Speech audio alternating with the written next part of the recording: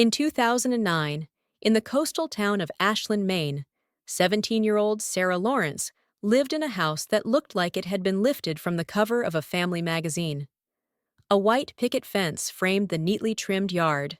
The mailbox bore the family name in elegant embroidery, and seasonal flags fluttered from the porch in orchestrated celebration of every holiday.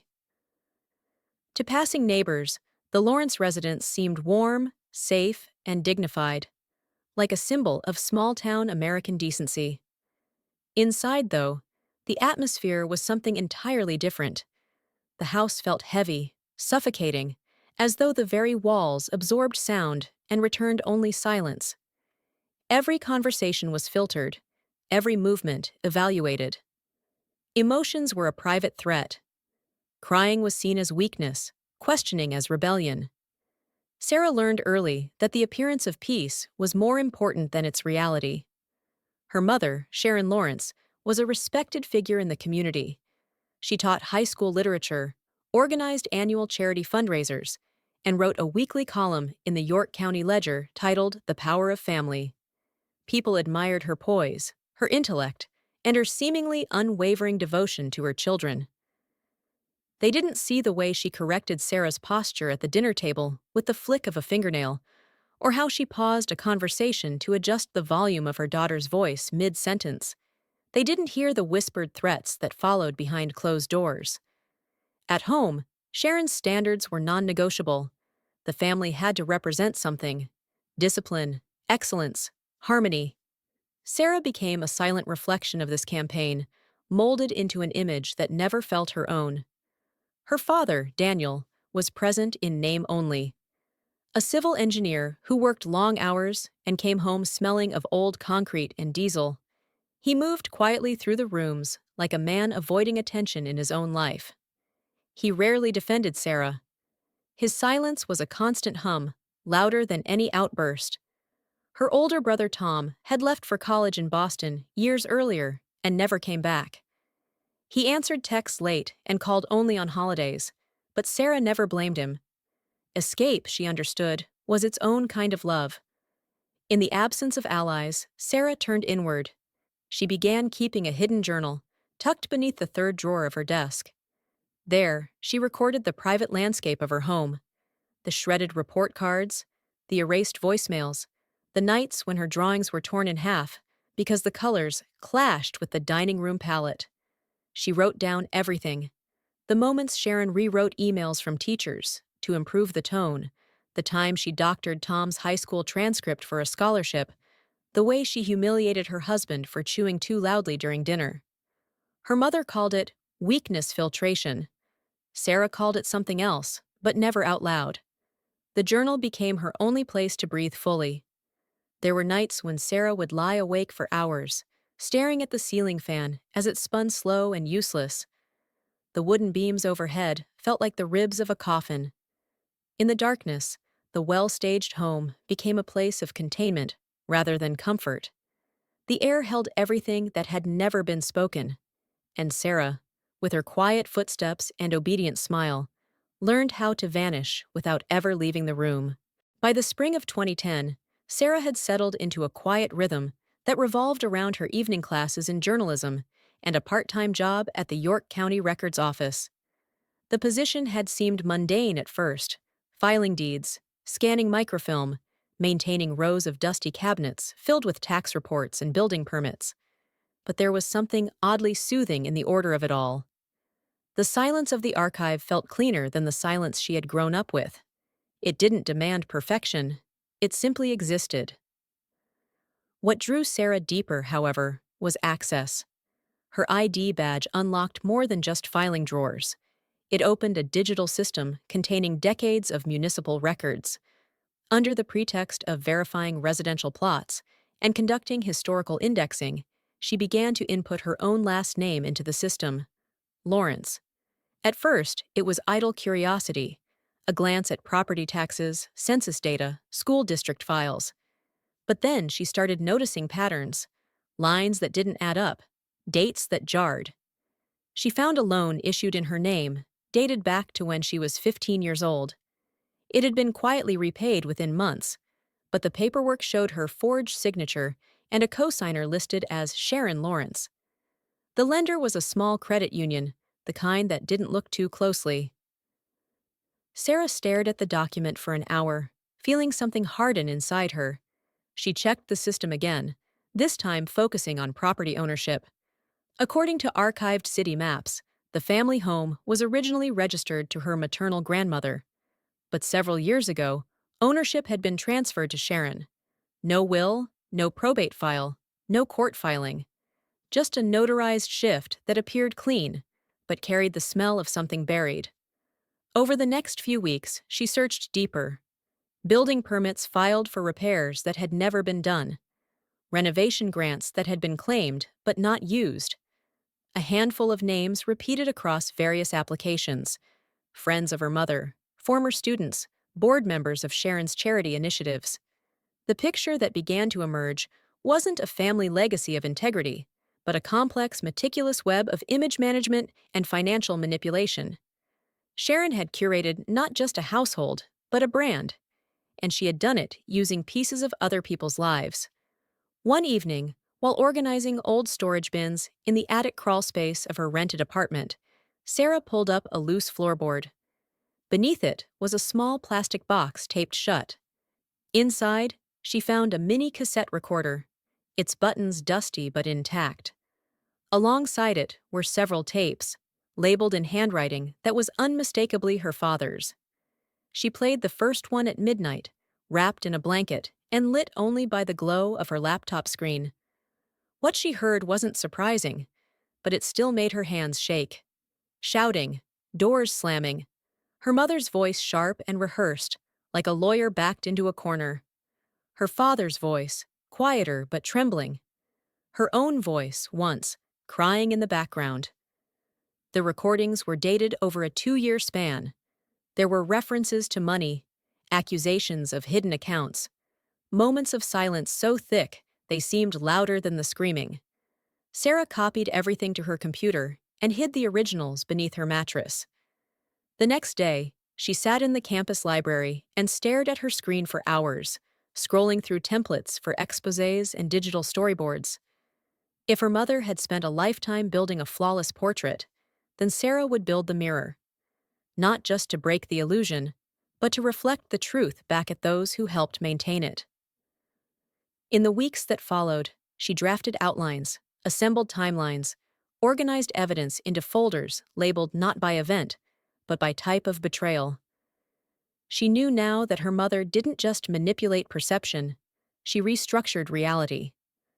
And for the first time, Sarah understood that fighting back wouldn't be about confrontation. It would be about illumination, letting the world see what the light had never been allowed to reach. In 2011, Sarah's grandmother passed away quietly in her sleep, just before dawn on a Sunday.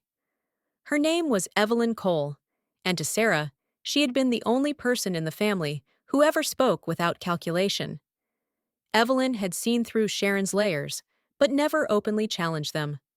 Instead, she carved out small sanctuaries, afternoons with books, handwritten letters tucked into Sarah's school bag, slow walks through her rose garden, where the air was heavy with silence, but never suffocating. Her absence hollowed something permanent in Sarah's chest. The funeral was held 3 days later in a white clapboard church at the edge of Ashland, surrounded by bare trees and half-melted snow. Sharon treated the event like a stage production.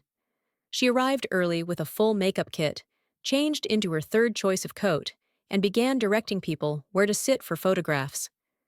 At the gravesite, she asked the funeral director to wait so she could adjust the lighting for a group picture. She made Sarah stand beside her with her hand on the casket, insisting they smile because Evelyn would have wanted celebration, not grief. Sarah refused. For the first time in her life, her voice didn't come out hushed or tentative. It came out sharp. She stepped back, folded her arms, and did not smile. Sharon's expression flickered, not with sadness, but with controlled rage. The camera still clicked. The photos would be cropped. No one would ever see the moment that cracked the surface. The next morning, Sharon was gone. Her car had vanished from the driveway, and Sarah found a note on the kitchen counter in the exact center of the marble slab. It listed a flight number, a vague excuse about meetings in Boston, and a reminder to settle the remaining funeral invoices. There was no expression of thanks, no mention of grief, no acknowledgement that Sarah, barely 20, had just buried the only person who'd ever made her feel seen. Left alone in Evelyn's house, Sarah sorted through closets and drawers that smelled of lavender and thyme. She found old grocery lists written in cursive, letters tied with string, and journals Evelyn had kept about the town's history. But she also found receipts, dozens of them, records from banks and charities, notes scribbled in margins about money that never reached its destination. There were old envelopes addressed to Sharon with checks still inside, never cashed, but recorded as received. It was Evelyn's quiet form of protest, saving the proof. Sarah withdrew from university the following week. She sent one email to her journalism professor, stating that she would not be returning. She didn't give a reason. Instead, she took a full-time position at the city records office and moved into her grandmother's house. The place was quiet, but not in the way Sharon's home had been. It welcomed silence. It listened. Over time, Sarah collected more than documents. People began to speak. Former students, disillusioned parents, frustrated colleagues. At first, they spoke vaguely, lowering their voices even in empty rooms. Then came emails, scanned letters, whispers turning into statements. Sarah cataloged everything. She filed complaints, highlighted inconsistencies, mapped timelines. She wrote by hand when she needed to remember something clearly. She digitized stories that no one had wanted to admit out loud. Under the pseudonym Lighthouse Daughter, she launched a blog. The name came from Evelyn's favorite phrase, "Be the light that doesn't blink." The blog's first posts were cautious, stories without names, records blurred, dates softened. But readers found them. People commented. Others reached out with their own stories. The entries began to stack up. One teacher sent a typed letter describing a decades-long pattern of manipulation at Sharon's school. A former volunteer from Sharon's charity confessed to helping funnel funds to cover personal expenses. A retired board member admitted he had signed grant forms without reading them, trusting Sharon's version of the truth. Eventually, Sarah stopped withholding names. She added citations, direct quotes, photographs, audio clips. Each post was dated and documented. Some were shared hundreds of times. Others disappeared into the void. But together, they formed a counter-narrative to the mythology Sharon had built, a growing archive of the shadows behind the perfect light.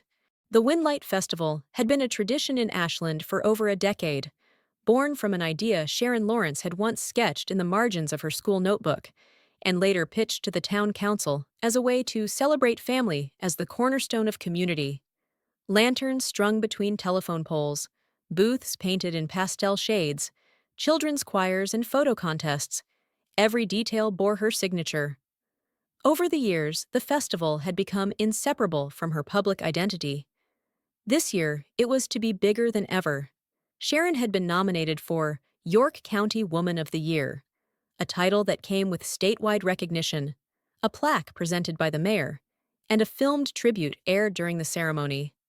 Sarah returned to Ashland 2 days before the event.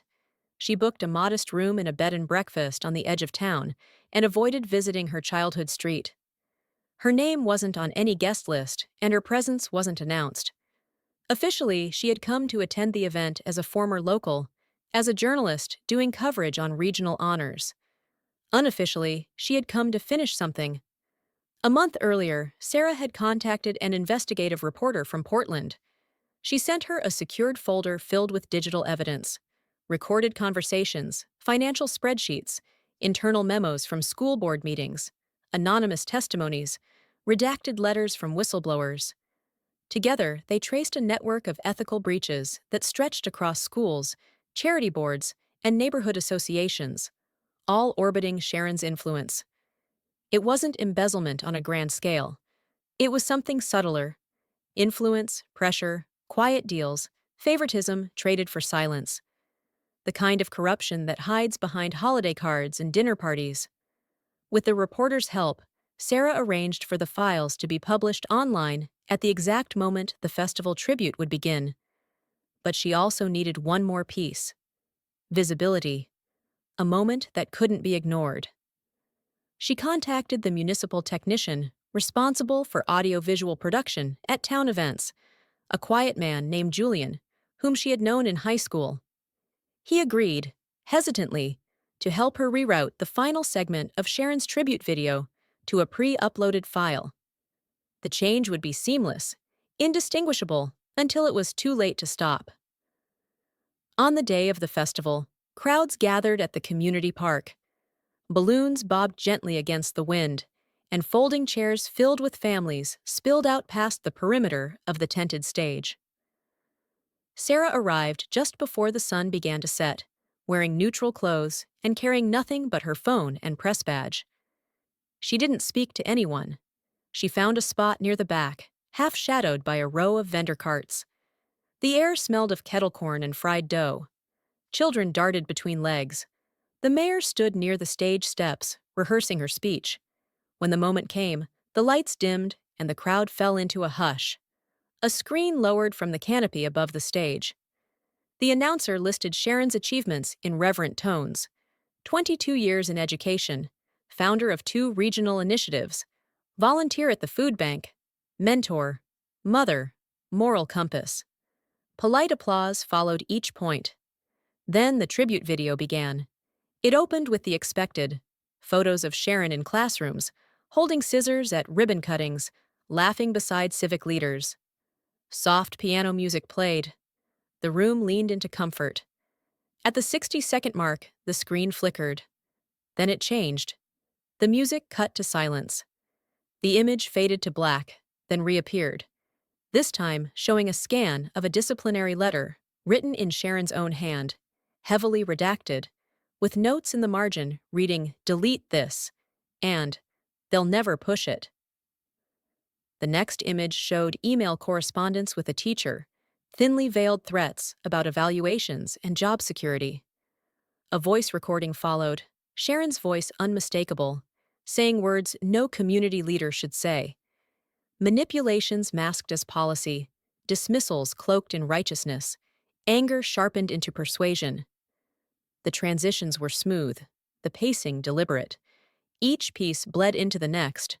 Bank transfer screenshots to her personal account, private notes about students who were too disruptive to showcase, text messages to council members pushing for favorable votes in exchange for public flattery. The silence in the tent grew oppressive. No one moved. The air itself seemed to stop. When the video ended, the final image on the screen was simple: a table of names. People affected, silenced, erased. At the bottom, a watermark: Lighthouse Daughter. For one long minute, the crowd remained still. Then the mayor stood and exited the tent without a word. A group of parents followed. Somewhere near the front, a man began shouting. Someone else cursed. Sarah stayed where she was, unmoving, until the sound of the microphone hitting the floor echoed through the speakers. On stage, Sharon had collapsed. A volunteer knelt beside her, calling for help. In the chaos that followed, sirens, gasps, flickering lights, Sarah stepped away from the crowd and disappeared into the evening, the wind lifting the edges of the banners still strung across the trees. The screen was blank now, but the silence it left behind said everything. In the weeks that followed the Windlight Festival, Ashland changed. The transformation wasn't loud, but it was unmistakable. City officials announced an internal review into the York County Women's Initiative, citing concerns about mismanagement and ethical violations. The local school board issued a public statement distancing itself from Sharon Lawrence, noting that her tenure, while long and decorated, would be subject to retrospective review. Her community foundation, once a pillar of family-oriented outreach, had its accounts frozen pending investigation. Staff were placed on leave. Projects were quietly shelved. What had been whispers for years turned into written words. An open letter began circulating on social media, eventually picked up by regional news. It bore dozens of signatures: former students, faculty, teaching aides, community volunteers. They wrote in plain, unembellished language about humiliation framed as discipline, favoritism masked as structure, silence traded for opportunity. Their stories weren't exaggerated or theatrical. They were precise, careful, weary. One described how Sharon had publicly shamed a student for stuttering during a class presentation. Another recalled a forced resignation, issued after a young teacher had pushed back against arbitrary grading changes. The most common thread was fear, the long, consistent sense that speaking up meant erasure. Sarah watched the fallout from a distance. She declined every request for comment. Journalists left voicemails, emails arrived daily, and a local radio show even left a handwritten note at her grandmother's door. She answered none of them. Her voice had already been spoken, not through interviews or television appearances, but through years of documentation, digital ink, and a resolve that didn't need a camera to be heard. Instead, she returned to her blog. The layout remained simple. White background, black text, the lighthouse logo still glowing in the corner. One new entry appeared, brief and deliberate. It read, "We are not required to wear the masks others choose for us, not even when the mask belongs to our mother." She posted it without a title. Within hours, it had been shared hundreds of times. Days passed quietly. Then, on a Thursday afternoon just before dusk, Sarah received a message from a number she hadn't seen in years. It was her father. The text was short. He was in town. He wanted to meet. No explanations, no demands. They met at the old pier where Sarah used to walk with Evelyn on late summer evenings. The wooden boards were weathered, the paint chipped, but the view of the bay remained the same, quiet, wide, and gray-blue under a sky that never quite turned gold. Her father stood near the railing, his hands in his coat pockets, his posture slightly hunched, as if the years had bent him slowly forward. He spoke first. His voice was quieter than she remembered, lined with something heavier than age. He apologized for the silence, for the way he'd left her alone with the weight of things he hadn't dared to carry. He said he'd seen the stories, that he believed everyone. He said he hadn't been brave enough, that he was sorry. Sarah didn't reply. Not out of cruelty, not from anger. There were no words she owed him. Instead, she opened her satchel and handed him a folder. Inside were printed pages from her 2009 journal. No cover, no commentary, just dates, entries, observations. The life he had lived beside, but never entered. He accepted it without question. She turned and walked back down the pier alone. Behind her, the wind lifted the edge of his coat, and the folder in his hands rustled softly, the pages flicking once, then falling still. The bay remained quiet. The town behind them kept turning, and the girl who had once been trained to smile on command no longer looked back.